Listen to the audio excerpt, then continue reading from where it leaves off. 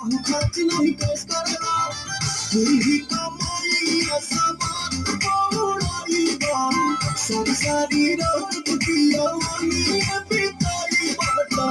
अपन भोजन न पोसियती आहो राजा मने न सेन राती कमाई आहो राजा कबो न बिया चैती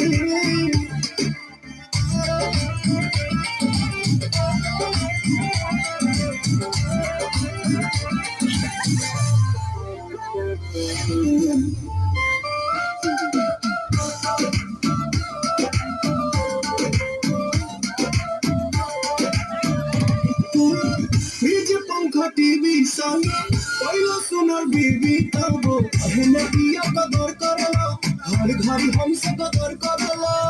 जननी न तो मन किया या